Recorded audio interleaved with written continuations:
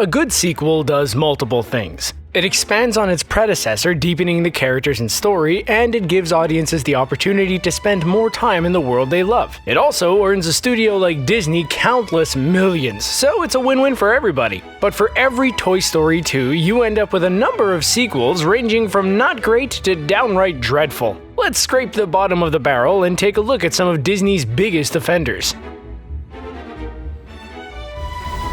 Why not get this list started off with a bang? Or, well, whatever the opposite of a bang is. The Fox and the Hound 2 might not be the worst sequel Disney released, but it's certainly one of the most unnecessary. The original Fox and the Hound followed an unlikely friendship between a young fox named Todd and a puppy named Copper. Their friendship gets tested when they grow up and realize they're expected to be mortal enemies. The film is heartwarming and heartbreaking in equal measure, and one of the more somber films in Disney's filmography. Instead of functioning as a direct sequel, The Fox and the Hound 2 follows the vein of many of these direct-to-video releases and opts to serve as a prequel instead. Copper decides to join a band, a decision that estranges him from his best bud Todd. It is a bonkers premise made all the more absurd considering where their relationship ends up in the future.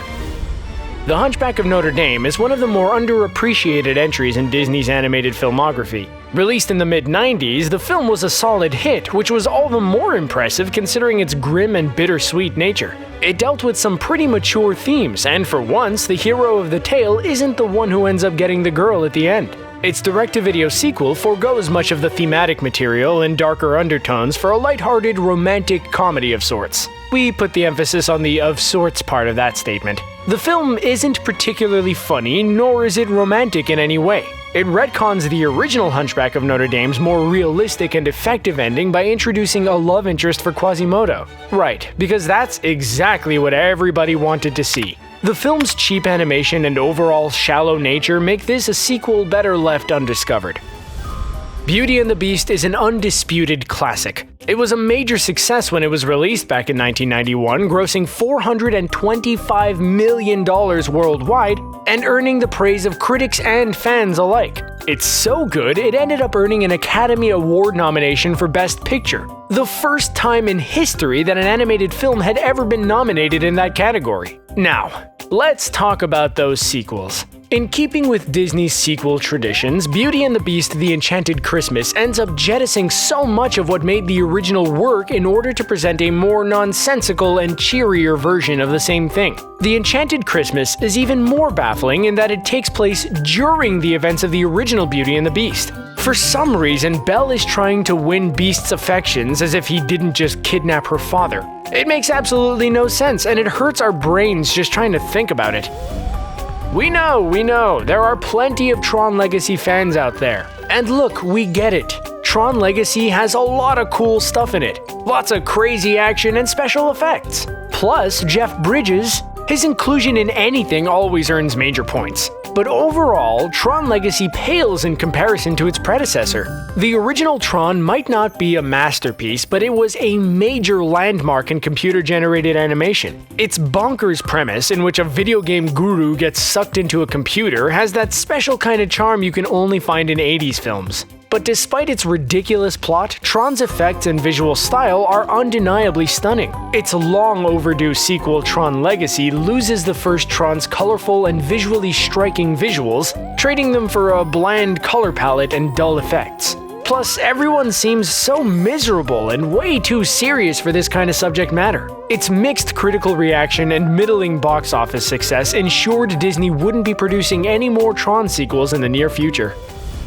We're willing to bet no one is jumping at the bit to claim that the first Cars is the best entry in Pixar's filmography. But honestly, it's not awful either. At the very least, it managed to continue Pixar's up to that point unbroken critical streak. The same can't be said of Cars 2, which marks the first time a Pixar film went rotten on Rotten Tomatoes with a whopping 38% tomato meter. It's not difficult to understand why Cars 2 was made. The first Cars merchandising had made an insane $10 million for the Disney empire, making a sequel an inevitability. It's just a shame it ended up being little more than a cash grab. Writer-director John Lasseter might insist this wasn't the case, but we're not buying it. Cars 2 just doesn't work. Pixar's usual emphasis on quality storytelling and character development is nowhere to be found, making for a forgettable sequel. Lilo and Stitch has a soft spot in many a Disney fan's heart, and for good reason. It's witty, it's fun, it has a unique story that places emphasis on Hawaiian culture and striking visual sensibilities. It's one of the better hand-drawn animations to come from Disney in the 21st century. Naturally, a sequel was inevitable, and while the first direct-to-video attempt, Stitch the Movie, wasn't terrible, the third film, Stitch Has a Glitch, was not so good. For starters, the premise itself is kinda lame. Lilo and Stitch have a falling out because Stitch is starting to act all bonkers. His nightmares about reverting to his bad programming are playing out in reality. Stitch decides to leave Earth. He hops in a spaceship and, crashes and dies. Yeah, you heard that right, people. It's fun for the whole family. But don't worry, everything's fine. Stitch's family's love for him ends up conquering death and bringing him back to life. Hooray! What is even happening in this movie? Released in 1989, the original Little Mermaid was a major breakthrough for Walt Disney Studios. After a series of less than successful efforts, Disney Studios went for broke with The Little Mermaid, and it ended up paying off in spades. This was the film that kicked off one of Disney's finest decades, producing such films as Beauty and the Beast, Aladdin, The Lion King, and more. None of this acclaim applies to The Little Mermaid II: Return to the Sea. Return to the Sea is essentially the same movie as the first Little Mermaid, only, not good. It focuses on Ariel's daughter Melody, who after discovering her mother's true identity goes on an adventure and ends up getting turned into a mermaid herself. It's dull and silly and not even a smidgen as memorable as the original. How about a change of pace with another live-action entry? When the Pirates of the Caribbean franchise started out back in 2003, it was an unexpected smash success, earning $654 million worldwide. The first two sequels it spawned weren't nearly as good, but it was the fourth entry in the franchise, On Stranger Tides, that indicated pirates had sailed into the realm of lackluster filmmaking once and for all. Where Johnny Depp's Captain Jack Sparrow was once fun and entertaining, On Stranger Tides' decision to focus almost exclusively on the character really emphasized how bad of an idea this was. A little Jack Sparrow goes a long way, and On Stranger Tides has a lot more than a little. It also doesn't help that the villain isn't given much to do. Everything just ends up feeling like a less inspired version of the films that preceded it. And then there's Mulan II. Whew, boy, this one's fun. Let's get down to business. See what we did there? Mulan is such a great movie, and arguably one of the best animated films Disney has released in the past couple decades. It centers around a fierce and independent female protagonist offering inspiration to little girls the world over. Mulan's driving motivator is proving herself without subscribing to any preconceived notions or traditions. By the film's conclusion, she manages to break free and show her true value. So naturally, the sequel showcases her character taking about 1,000,000 steps backwards. Now, Mulan is happy to conform to tradition, which, makes absolutely zero sense. And in stark contrast to the gorgeous animation of its predecessor, Mulan 2's limited budget ensures the final product is about as bland and awkward looking as can be. The first Pocahontas has outstanding animation and visuals, but the story itself is substandard. Not to mention, there are numerous historical inaccuracies. The romance between Pocahontas and John Smith in particular turns some heads. In some ways, Pocahontas II: Journey to a New World seems like an attempt to course correct and address those complaints. In it, Pocahontas meets her quote-unquote true love, John Rolfe, and she ends up practically flinging herself at him after learning of John Smith's purported death. Just like Mulan 2, Pocahontas 2 ends up backtracking with its main character, turning all male-obsessed and dependent. It's a stark contrast to the free-thinking character audiences were introduced to in the first film, and it does this unfortunate sequel no favors.